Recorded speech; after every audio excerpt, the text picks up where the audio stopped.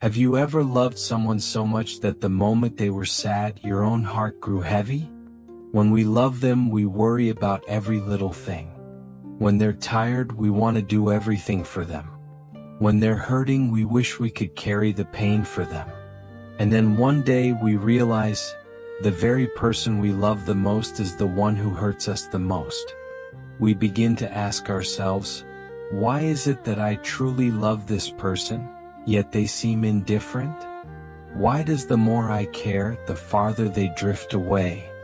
Why is it that the more I try to hold on, the more everything slips out of my hands? Many people say that love is happiness. But why is there so much suffering inside our love? Is it because life is too impermanent, or because we don't yet understand what true love really is? Today, let's sit down together a little more slowly and look directly into that pain. The pain of one who knows how to love, but hasn't learned how to let go. Perhaps, in the midst of that suffering, we will see a small light of wisdom and learn how to love without making ourselves suffer, and without making the other person suffer either. Why does loving more bring more suffering? You know, suffering because of love is not just your story. Almost all of us, at least once in our lives, have gone through it. Some suffer because they love someone who does not love them back. Some suffer because they love their parents or their children, yet feel misunderstood. Some love for a lifetime and receive only silence in return. Some love with constant turmoil, knowing it isn't right but unable to let go. The Buddha called this pain the suffering of craving, suffering born from attachment. In the Four Noble Truths he taught, craving is the origin of suffering. Why is that? Because craving carries the urge to grasp and to possess. We love, but we also want the person to belong to us, to stay by our side, to live according to what we expect. Yet in this life, is there anything that truly belongs to us? When we love, we cling to an image of that person as if it were an irreplaceable part of ourselves. When they change, grow distant, or are no longer who we imagined, we feel empty, because we have not only lost them, we have also lost the part of ourselves we invested in them. In the Anatalakkhana Sutta, the Buddha taught, "This is not mine, this I am not, this is not myself." It may sound far away, but he was simply reminding us, nothing and no one in this life belongs to us forever. Even this body, even this breath, is only borrowed for a time. And yet we forget. When we love someone, we want them to be as we think they should be. We believe we understand them, but in truth we only love our image of them inside our own mind. An image we ourselves have painted, filled with expectations and attachment.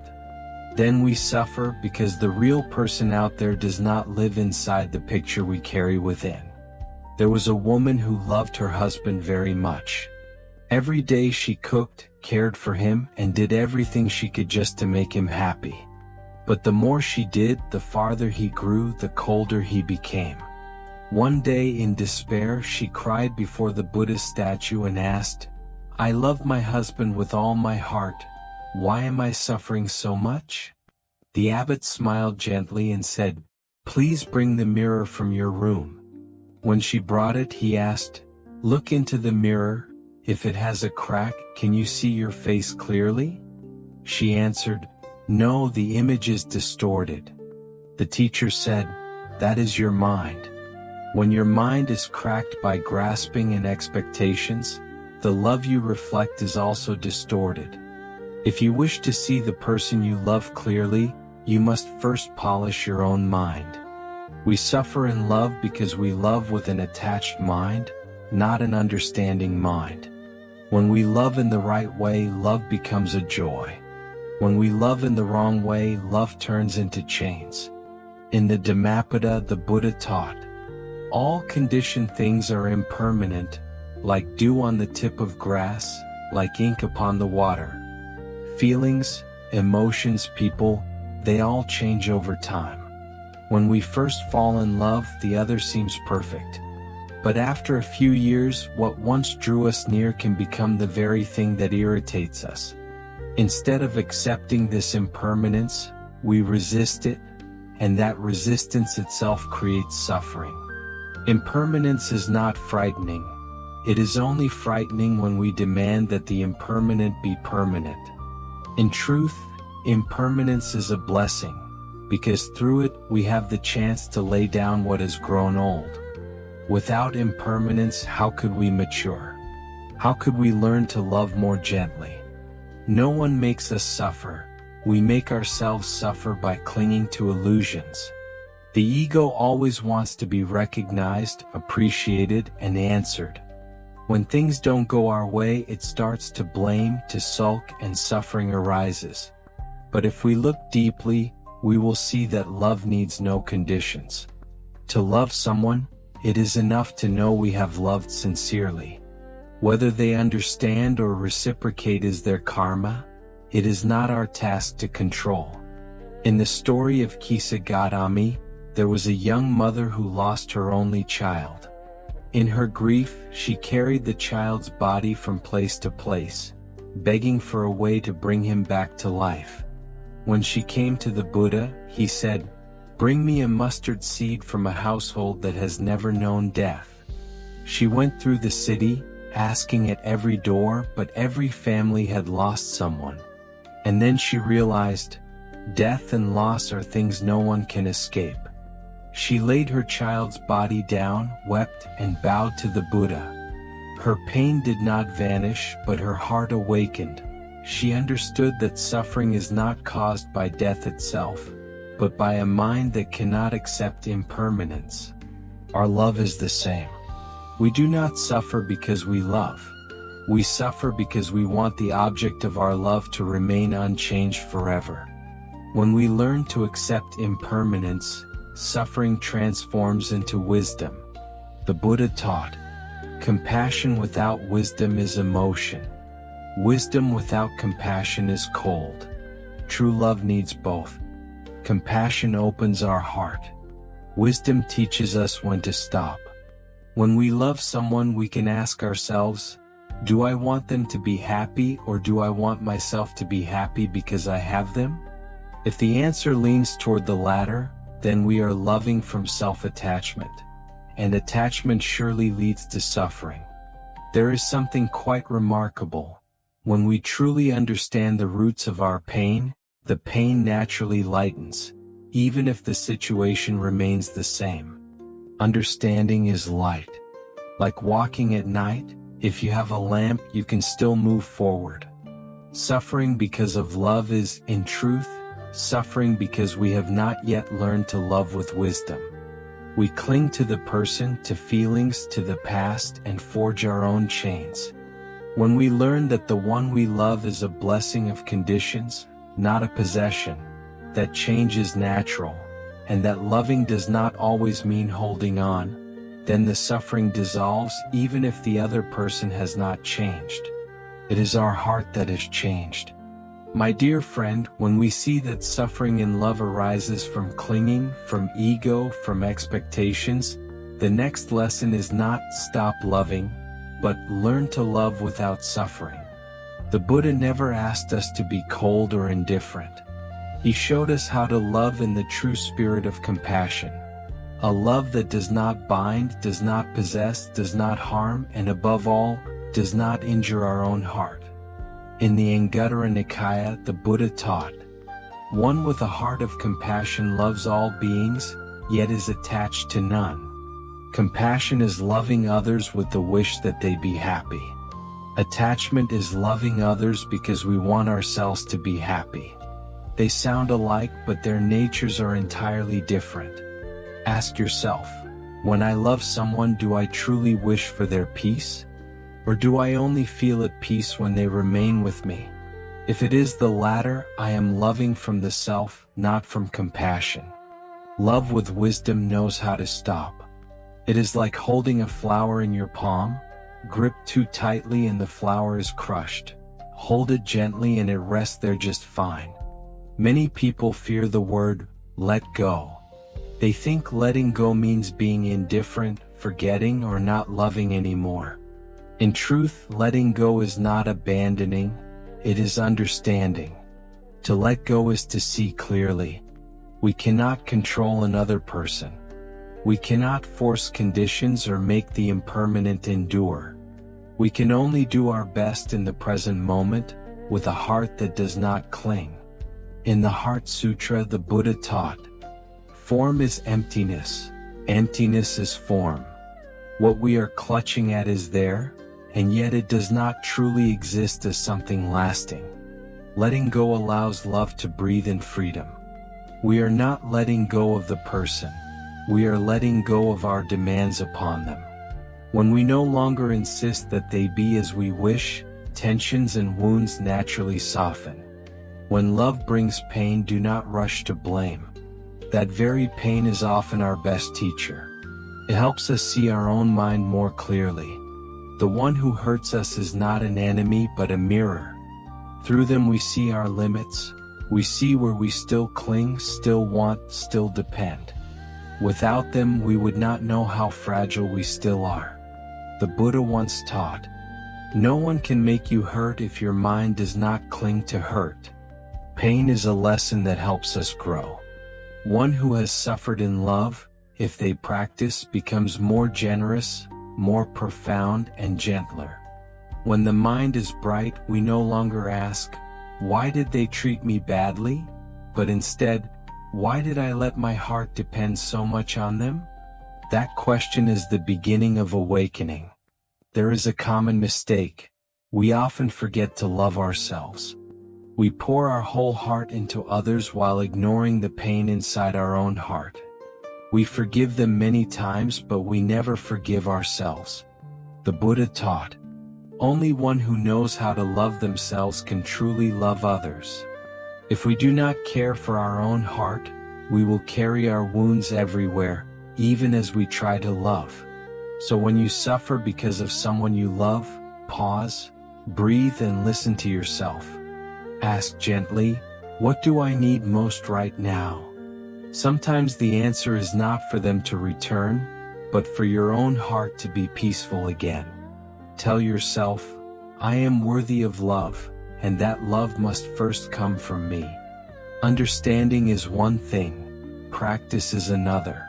If we only understand with the mind, suffering stays. The Dharma does not live only in words, it lives in the way we walk each day. Step 1. Contemplate impermanence. When your heart surges because of someone, whisper within, "This feeling too will pass." When you stop trying to hold the feeling, you are already letting go. Step 2. Contemplate conditions. Trust that everyone we meet is a condition in our life.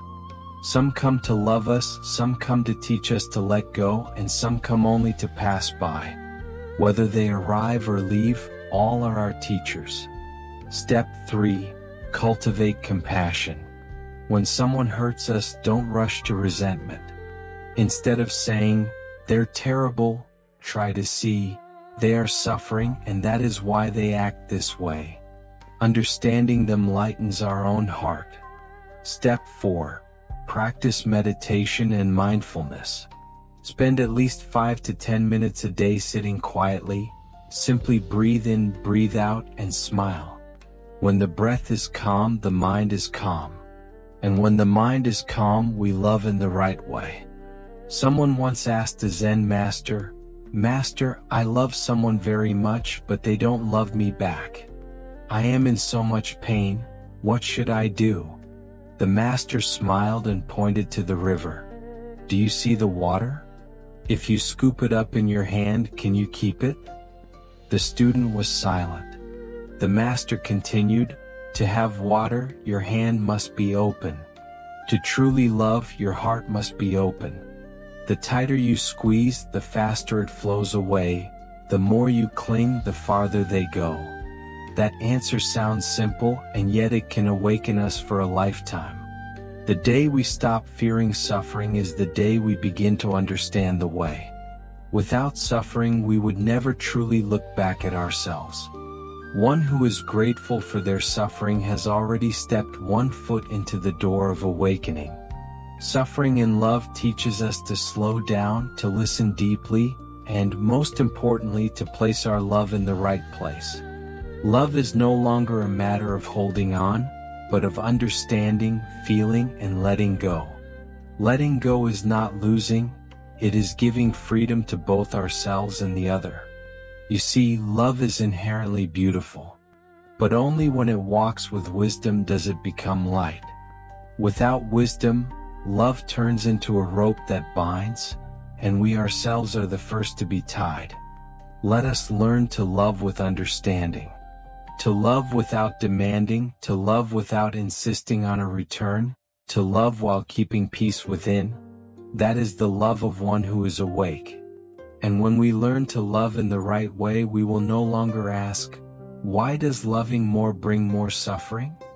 We will simply smile and say, to love without suffering, that is the Dharma living in the world. My dear friend, we have walked a long road together, speaking of the pain in love, of the invisible cords of attachment, and of how to transform that pain with wisdom and compassion. Now let us sit quietly for a moment. Breathe in deeply, and breathe out slowly. In this very moment, try to see all the faces that have passed through your life, the ones you have loved, resented, blamed, and cried over. Some may still be here. Some may be far away. But if your heart still hurts when you remember them, it means there is still something you have not released. The Buddha taught, when we understand, we no longer suffer. When we love without understanding, that love becomes a burden. Understanding is the root of love. We cannot truly love someone if we do not understand them. And we cannot understand another if we do not listen to ourselves. We often want others to do what we want, while we ourselves are not even sure what we truly want. We blame them for being insensitive, but have we ever asked, have I truly understood them? They too have fears, wounds, and limits of their own. If we love without understanding this, we will turn love into pressure, and we ourselves become the one who hurts the person we love. In the Samyutta Nikaya, the Buddha said, one who knows how to stop at the right time will never fall into regret. Stopping does not mean love has ended. It means we know to pause when our mind begins to cling. When we notice our heart suffering because of love, that is the time to stop and look more deeply. We stop not to run away but to observe, what inside me is being hurt? Is it love, or is it my ego demanding a return? If we can see this clearly, we don't need to cut off love, only to cut away the pain inside that love. If we keep holding on, we will hurt.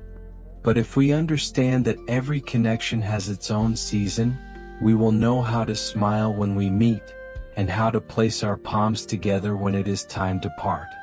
The Buddha taught, conditions are like the wind that blows by.